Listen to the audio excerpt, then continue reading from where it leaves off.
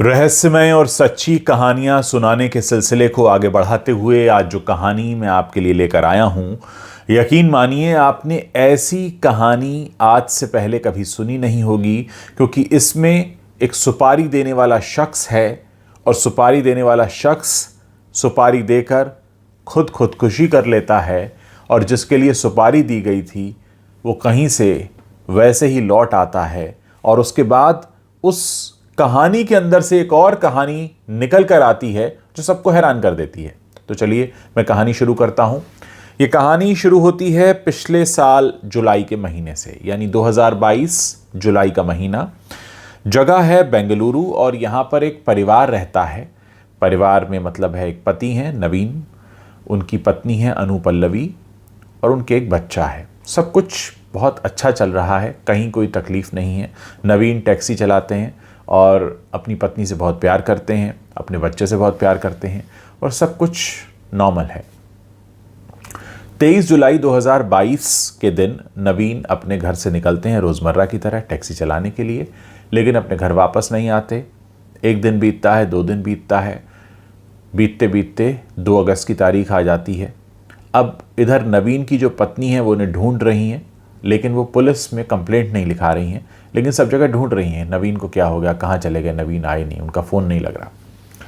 फिर बाद में क्या होता है कि नवीन की जो सिस्टर हैं वो कंप्लेंट भी करा देती हैं पुलिस में। अब फिर पुलिस पर दबाव बढ़ना शुरू होता है, ढूंढा जा रहा है नवीन को, नवीन नहीं मिल रहे हैं। होते होते तारीख 4 अगस्त आ जाती है और प्रेशर पड़ना शुरू होता है, कहीं कुछ पता नहीं चलता। अब और कहानी आगे बढ़ती है, आस पड़ोसी भी पूछ रहे हैं, रिश्तेदार पूछ रहे हैं, भाई कहाँ चले गए, क्या हो गया। 6 अगस्त के दिन अचानक नवीन अपने घर वापस आ जाता है।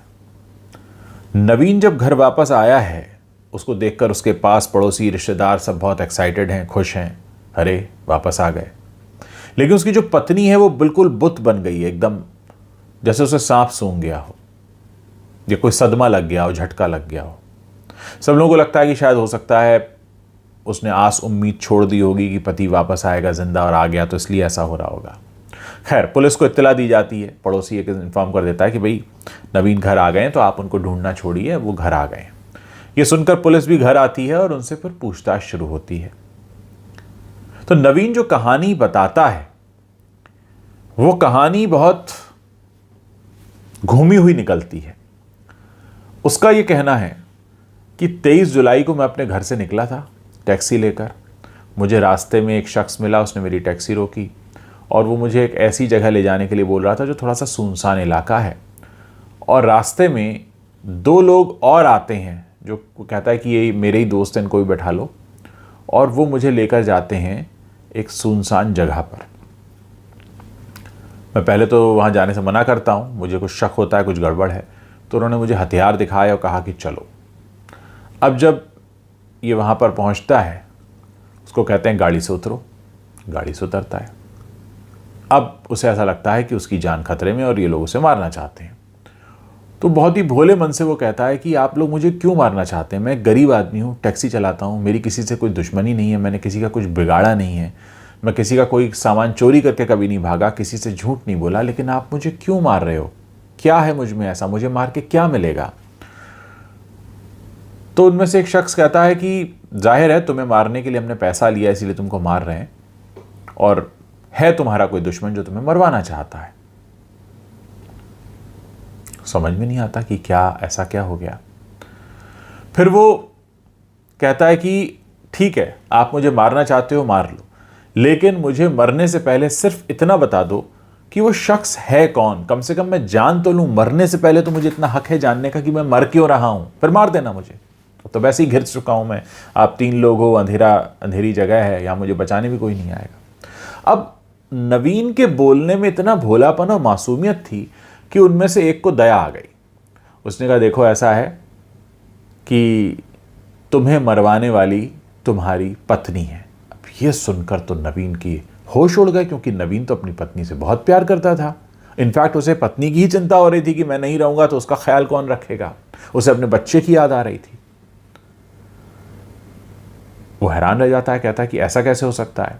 फिर वो कॉन्वर्सेशंस दिखाते हैं पत्नी के साथ, जो सुपारी किलर्स हैं। कहानी ये निकलकर सामने आती है कि नवीन की पत्नी, जिसे नवीन बेहद प्यार करता था, असल में नवीन की पत्नी का एक प्रेम संबंध चल रहा था हेमावंत नाम के व्यक्ति से, और हेमावंत के साथ वो इतना क्लोज हो गई थी कि वो ये सपने देखने लगी थी कि मैं अपने पति को रास्ते से हटा दूं और फिर हेमावंत के साथ में शादी करके रहूं। और हेमावंत की मदद से ही उसने इन 3 सुपारी किलर्स को हायर किया था। इन्हें 2 लाख रुपए का कॉन्ट्रैक्ट दिया गया था और यह तय हुआ था कि 2 लाख रुपए में आप इसकी हत्या कर देंगे।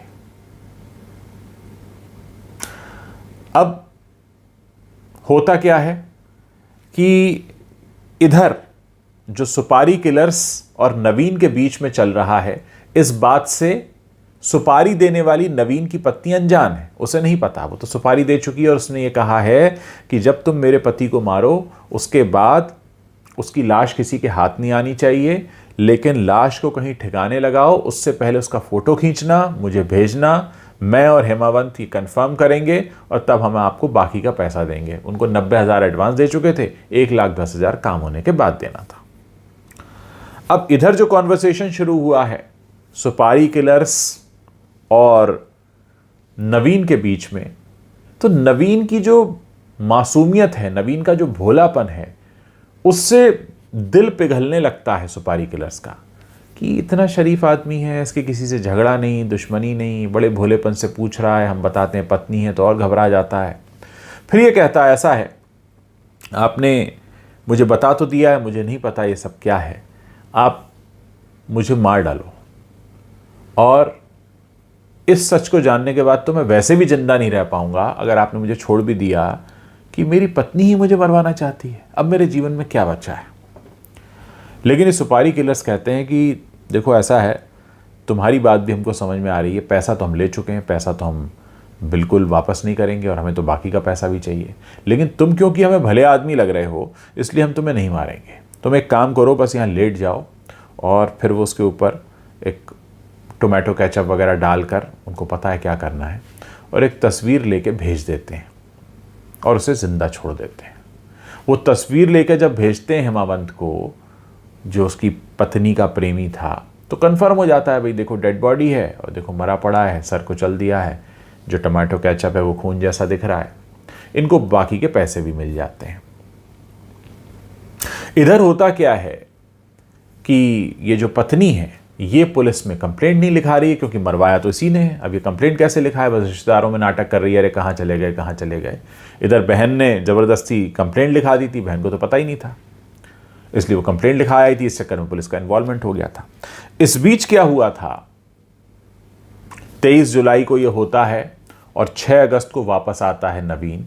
तो इन बीच के जो 10, 12, 15 दिन हैं, इनमें क्या हुआ होता है कि हेमावंत को अब तकलीफ होनी शुरू हो जाती है ये जानने के बाद कि मेरी जो प्रेमिका है, जो नवीन की पत्नी है, उसके पति को मैंने मरवा दिया है। अब हेमावंत को तकलीफ होनी शुरू होती है कि कहीं ऐसा ना हो कि कभी पुलिस में मेरा नाम आ जाए, मेरे परिवार का नाम आ जाए, क्योंकि ये कोई पेशेवर क्रिमिनल था नहीं हेमावंत। ये तो बस सपने सजाए हुए थे कि मैं अनु पल्लवी जो लड़की है इसके साथ रहूँगा और मैंने इसके पति का कत्ल करा दिया है। लेकिन ये बात उसको इस हद तक कचोटने लगी कि 1 अगस्त के दिन, यानी 2 अगस्त को पुलिस कंप्लेंट होती है नवीन की, उससे 1 दिन पहले हेमावंत ने खुद ही सुसाइड कर लिया। यानी सुपारी देने वाला अनु पल्लवी का प्रेमी ये जानने के बाद कि अनु पल्लवी के पति की मृत्यु हो गई है, 1 अगस्त के दिन सुसाइड कर लेता है, मर जाता है, खत्म हो जाता है। इधर ये नाटक कर रही है, अरे कहाँ गया मेरा पति, कहाँ गया मेरा पति। नवीन की बहन ने पुलिस कंप्लेंट करा दी है, पुलिस ढूंढ रही है, नहीं मिल रहा है। जब 6 अगस्त को आकर ये पूरी कहानी सुनाते हैं तो इस कहानी के और तार खुलते हैं, जिसमें यह सामने आता है कि असल में अनु पल्लवी न सिर्फ अपने प्रेमी के साथ मिलकर इसको मरवा चुकी थी अपने ख्यालों में, क्योंकि उसने तो फोटो देख लिया था, इसीलिए वो बुत भी बन गई थी, अरे ये क्या हो गया, कैसे आ गए, तो इनको तो मैंने मरा हुआ फोटो देखा था।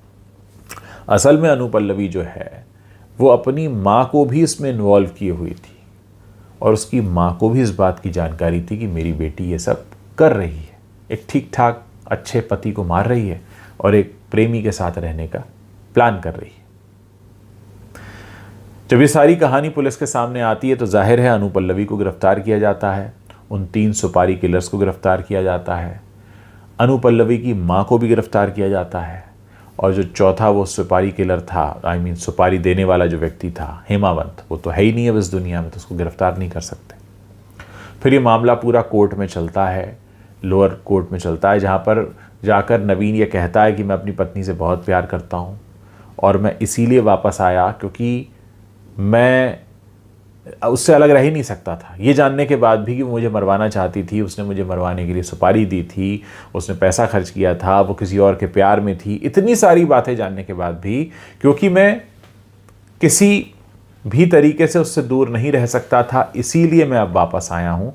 और पुलिस वालों ने पूछा भी कि भाई तुम 23 जुलाई को तुम्हारे साथ ये हो गया, तुम्हें पता लग गया और तुम आ रहे हो 6 अगस्त को, इतने दिन कहाँ थे? तो कहता मैं इधर उधर भटक रहा था, खुद को समझा रहा था घर जाऊं नहीं जाऊं, लेकिन मेरे अंदर से बार बार आवाज़ आ रही थी कि मुझे घर तो जाना ही चाहिए और मैं अपनी पत्नी से इतना प्यार करता हूं कि मैं उसे प्यार से मना लूँगा, इसलिए मैं आया हूं और आप इसको सज़ा मत दीजिए। खैर कानून तो अपना काम करता है, अनुपल्लवी और बाकी के सभी लोग गिरफ्त में हैं, मुकदमा चल रहा है और कानून अपने अलग हिसाब से चलता है। वहाँ ये भावनाएं नहीं चलती कि आप अपनी पत्नी से प्यार करते हैं तो वो आपकी सुपारी के लिए पैसा भी दे दे और फिर भी आप उसको जेल के बाहर रहने दो। तो कुल मिलाकर मामला ये है कि एक ऐसा शख्स जिसकी कोई गलती नहीं थी, उसकी पत्नी उसके लिए मारने की सुपारी देती है, सुपारी जिनको देती है उनका दिल पसीज जाता है, वो उसे छोड़ देते हैं, लेकिन ये बात उसको पता नहीं चलती जिसने सुपारी दी थी हेमावंत, वो खुदकुशी कर लेता है, खुद उस दुनिया से रुखसत हो जाता है और इधर नवीन वापस आ जाता है, अनुपल्लवी जेल में है। तो देखिए कि इस कहानी को आपको सुनाने का मेरा जो मकसद है वो ये है कि जब भी आप कोई गलत काम करते हैं उसका नतीजा गलत ही होता है। हेमावंत ने गलत काम किया कि अपनी प्रेमिका के पति की सुपारी दी, वो इस दुनिया से रुखसत हो गया, उसको इतनी बेचैनी हुई, इतनी घबराहट हुई, इतनी परेशानी हुई, उसको लगा कि मैंने क्या कर दिया, वो अब इस अपराध बोध में ही मर गया। अनुपल्लवी आज जेल में है जो कि नवीन की पत्नी है और नवीन जिसने किसी का कुछ बिगाड़ा नहीं था, जिसने कुछ गलती नहीं की थी, वो अब वापस आ चुका है, अपने बच्चे के साथ रहता है और इंतज़ार कर रहा है कि एक दिन अनुपल्लवी को कानून छोड़ देगा, उसके बाद फिर उनकी ज़िंदगी शायद पहले जैसी हो जाए, क्योंकि नवीन का ये कहना है कि वो इस केस को वापस लेना चाहता है और जिस भी स्थिति में होगा वो अनुपल्लवी को फिर से अपनाना चाहता है ताकि उसकी जो ज़िंदगी है वो पहले की तरह पटरी पर चलने लगे। तो सच्ची कहानी है, पिछले साल की कहानी है, बेंगलुरु की कहानी है। आप में से हो सकता है जो लोग बेंगलुरु के दर्शक होंगे उन्होंने पढ़ी भी होगी ये कहानी अखबारों में, लेकिन ऐसी कहानियाँ हमें बताने सुनाने की ज़रूरत होती है जो हमें इस बात के लिए तैयार करती हैं कि चाहे जो हो जाए आप अपने सच्चाई के रास्ते से मत हटिए। नवीन जिसके सामने मौत खड़ी थी वो कितनी मासूमियत से बात कर रहा था कि मैंने तो किसी का कुछ बिगाड़ा नहीं, मुझे कोई क्यों मारेगा, मैं तो एक गरीब टैक्सी ड्राइवर हूँ। और सोचिए इस हद तक उसकी मासूमियत देखकर वो सुपारी किलर्स जो पैसा लेकर किसी को मार देते हैं उनका दिल तक पसीज गया और वो सारी बात उससे सच सच बता देते हैं और कैसे पूरी जो सच्चाई है वो निकल कर बाहर आ जाती है। उम्मीद है कहानी पसंद आई होगी और मैं चाहूँगा कि इस कहानी को आप शेयर भी करें, लोगों तक पहुँचाएँ और हमें बताते भी रहें कि आगे आप और किस तरह की कहानियाँ हमारे मंच पर सुनना चाहेंगे।